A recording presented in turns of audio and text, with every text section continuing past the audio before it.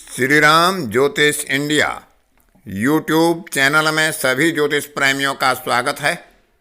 आज की कक्षा का विषय प्रसंग है कि योग बनाने वाले ग्रहों का शुभ या अशुभ फल कितना होता है या नहीं होता है। अनेकों ज्योतिष प्रेमियों की कमेंट बॉक्स में भी जिज्ञासाएं आती हैं कि मेरी कुंडली में बुधादित्य योग बना हुआ है, मुझे उसका कोई फल नहीं मिला।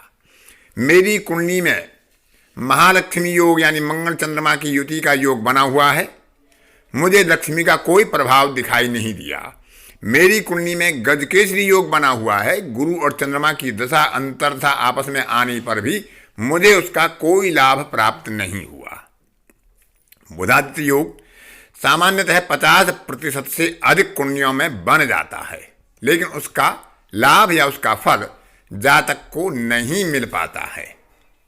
इसी प्रकार से गजकेसरी योग भी अनेकों कुंडलियों में निर्माण हो जाता है, लेकिन उसका फल भी जातक को सामान्य रूप से प्राप्त नहीं हो पाता है। कुछ जिज्ञासुओं का कहना होता है कि श्रापित दोष या अंगारक दोष या गुड़ चांडाल दोष मेरी कुंडली में बने हुए हैं, लेकिन मेरे अंदर ऐसा कोई भी प्रभाव नहीं है। मैंने श्रापित दोष का, चांडाल दोष का या अंगारक दोष का कोई प्रभाव अनुभव नहीं किया है। तो ग्रहों के शुभ योग भी बनते हैं, अशुभ योग भी बनते हैं, तो वे कितने प्रभावी होते हैं, उनका प्रभाव होगा भी या नहीं होगा, उसके बारे में आज की कक्षा में विचार करेंगे। और कभी कभी ऐसे ग्रह योग कारक फल प्रदान कर देते हैं जिनका योग से कोई संबंध नहीं दिखाई देता है। तो ऐसे वो गुप्त संबंध कौन से होते हैं जो योग कारक होकर या अयोग कारक होकर शुभ या अशुभ फल जातक को अपनी दशा अंतरदशा में प्रदान कर देते हैं, जिनकी कल्पना भी कोई सामान्य ज्योतिषी नहीं कर पाता कि इस ग्रह ने ऐसा फल क्यों दे दिया। तो आज की कक्षा इसी विषय पर आधारित है कि जो ग्रहों के संबंध होते हैं, ग्रहों के योग होते हैं, उनका हम विचार किस प्रकार से करें और किस प्रकार से उनके फलित का विचार किया जाना चाहिए। ज्योतिषीय योग का अर्थ ही दो ग्रहों के बीच में कोई संबंध होना है। किसी ग्रह का किसी राशि विशेष से, किसी स्थान विशेष से या किसी ग्रह विशेष से संबंध होने पर भी किसी योग का निर्माण होता है।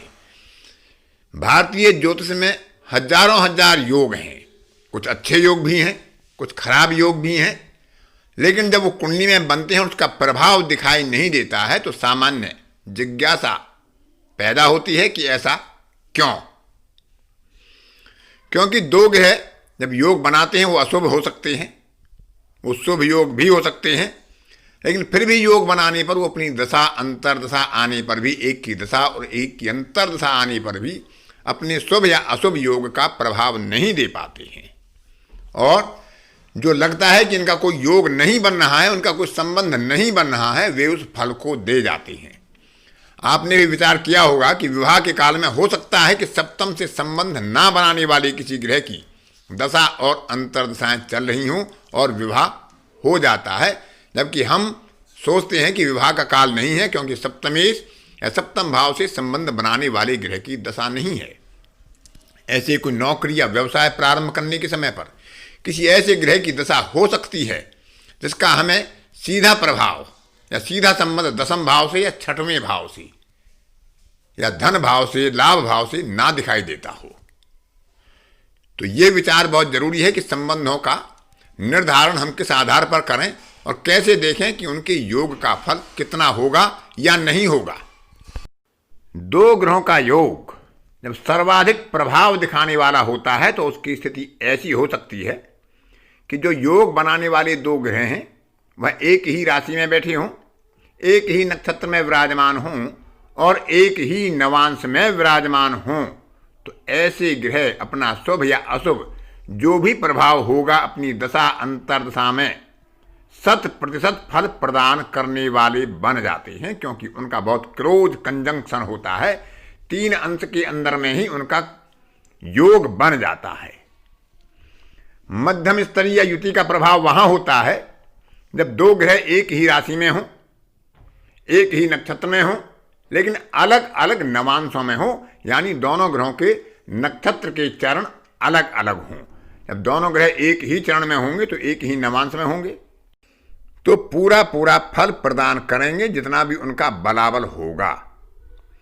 इसी प्रकार से यदि कोई ग्रह एक ही नक्षत्र में एक ही राशि में विराजमान होते हैं लेकिन नवांश में अलग अलग होते हैं, यानी कि उनके नक्षत्रों के चरण अलग अलग होते हैं, तो फल प्रदान करेंगे लेकिन पूरा फल प्रदान नहीं करेंगे, मध्यम स्तरीय फल प्रदान करेंगे। और एक राशि में बैठकर अपना फल प्रदान न की स्थिति ग्रहों की तब होती है जब वो एक ही ग्रह की राशि में हों लेकिन उनके नक्षत्र अलग अलग हों, उनके नवांश भी अलग अलग हों। तो यदि वो दीप्तांशों के अंदर भी हैं तो भी अपना फल बहुत प्रभावी नहीं दे पाते हैं, केवल आभासीय फल या बहुत सूक्ष्म फल दे पाते हैं। लेकिन यदि वो दीप्तांशों के अंतर से भी बाहर हैं तो उनके योग का होने और ना होने का कोई प्रभाव जातक पर नहीं दिखाई देता है। उनकी दशा अंतर्दशाएं आने पर भी शुभ या अशुभ प्रभाव जातक को अनुभव नहीं होता है। संभव होगा कि यदि गोचर खराब हो या अच्छा हो तो कुछ आभासीय फल होंगे लेकिन उसका कोई विशेष प्रभाव विशेष फल जातक को प्राप्त नहीं होता है। भले ही दीप्तांशों के अंदर भी होंगे लेकिन बहुत कम फल प्रदान करने वाले होंगे, कोई विशेष फल नहीं देंगे। दीप्तांशों का अंतर ज्यादा हो जाएगा तो फल शून्य के समान होंगे या दोनों ग्रहों का योग बिल्कुल अप्रभावी होने के समान दिखाई पड़ेगा। अब उस योग का विचार करते हैं जो सामान्य रूप से दिखाई नहीं देता है लेकिन अपना पूरा प्रभाव देता है। जब कोई दो ग्रह एक दूसरे के नक्षत्र में विराजमान हो, भले ही वो राशि में अलग अलग हों, भले ही एक दूसरे से वो षडाष्टक बनाते हों, भले ही वो एक दूसरे से द्विद्वादश का योग बनाते हों, लेकिन यदि वो एक दूसरे के नक्षत्र में हैं तो उनकी 100% युति के समान प्रभाव दिखाई पड़ता है। उदाहरण के लिए गुरु के नक्षत्र में मिथुन राशि में बुध बैठ जाते हैं और गुरु कर्क राशि में बुध के नक्षत्र में बैठ जाते हैं तो युति के समान प्रभाव देंगे। परस्पर दशा अंतर्दशा आने पर उनका प्रभाव जातक को दिखाई देता है जबकि उनका योग द्विद्वादश है। यदि यहां पर बुध गुरु के नक्षत्र के चौथे चरण में यानी कर्क राशि में ही आ जाए तो यह फल और ज्यादा प्रभावी हो जाता है। तो इस तरह से जो नक्षत्रों के परिवर्तन का फल है उसका भी जातक को ग्रहों के कारकत्व के आधार पर उनकी दशा अंतर्दशा में अच्छी तरह से और अच्छा फल प्राप्त होता है। इसमें राहु केतु का विचार करते समय थोड़ा सा सावधानी बरतने की आवश्यकता है, क्योंकि राहु केतु जब किसी ग्रह के साथ बैठते हैं तो युति में वो अच्छा प्रभाव नहीं दे पाते हैं, क्योंकि यदि वो सूर्य या चंद्रमा के साथ होंगे तो ग्रहण दोष बनाएंगे, मंगल के साथ बैठेंगे तो अंगारक दोष बनाएंगे, गुरु के साथ बैठेंगे चांडाल दोष बनाएंगे, श्रापित दोष बनाएंगे, जड़ दोष बनाएंगे, काम दोष बनाएंगे। इस तरह ग्रहों के साथ बैठकर वो उनके प्रभाव को क्षीण करते हैं। लेकिन यहाँ भी इनके नक्षत्रों का स्वभाव हमें देख लेना चाहिए, क्योंकि राहु और केतु जिस ग्रह की राशि में होते हैं, जिस ग्रह के नक्षत्र में होते हैं, उनके ही प्रतिनिधि के रूप में वो कार्य करते हैं, क्योंकि वो छाया ग्रह हैं और उनका अपना कोई स्वतंत्र अस्तित्व नहीं होता है। राहु केतु की युति यदि किसी ग्रह के साथ एक ही नक्षत्र में, एक ही नक्षत्र के चरण में, एक ही नवांश में होती है तो वह योग और ज़्यादा प्रभावी होता है और उसमें शुभता की अपेक्षा कम ही रहती है, अशुभ प्रभाव ही अधिक प्राप्त होने की संभावना बनी रहती है। लेकिन राहु केतु जिस राशि में होते हैं, जिस ग्रह की राशि में होते हैं, उस ग्रह की उस राशि में या अन्य किसी दूसरी राशि में भी कोई ग्रह बैठा होता है तो राहु केतु उसके भी प्रतिनिधि बन जाते हैं।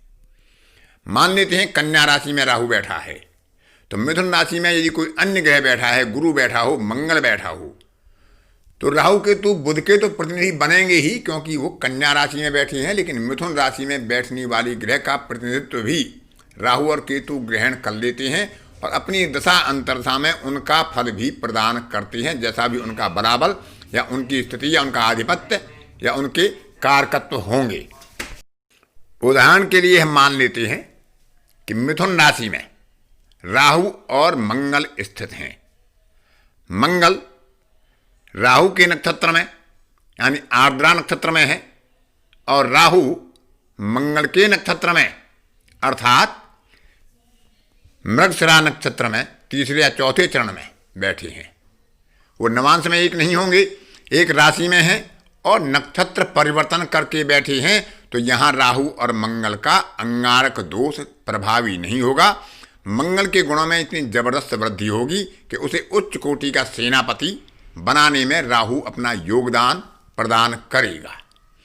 तो इसी तरह से यदि मेष राशि में केतु के नक्षत्र में शुक्र बैठते हैं और शुक्र केतु के नक्षत्र में बैठते हैं, तो यह भी शुक्र के प्रभाव को बढ़ाने वाला होगा। कला, गीत, संगीत आदि के क्षेत्र में ऐसा जातक अच्छी सफलता प्राप्त कर सकता है। शुक्र के कारकत्वों का लाभ उसे अच्छा प्राप्त हो सकता है। तो इस तरह से हमें ग्रहों के नक्षत्रों के आधार पर उनकी युति का समुचित रूप से प्रभाव देखना चाहिए। और राहु और केतु का विचार करते समय हमें विशेष सावधानी बरतनी चाहिए। हमें देखना चाहिए कि राहु और केतु राशि के आधार पर, उस राशि में बैठने वाली अन्य ग्रहों के आधार पर, अपने नक्षत्र स्वामी के आधार पर किस किस के प्रतिनिधि बनते हैं और अपनी दशा अंतरदशा में क्या क्या फल प्रदान कर सकते हैं। तो आगे किसी कक्षा में उदाहरण के साथ इन्हीं नियमों को लागू करके बताएंगे, लेकिन आज की कक्षा में इतना ही। अन्य किसी कक्षा में फिर किसी नए विषय के साथ आपसे मुलाकात होगी। तब तक के लिए अपनी वाणी को विराम देता हूँ। धन्यवाद।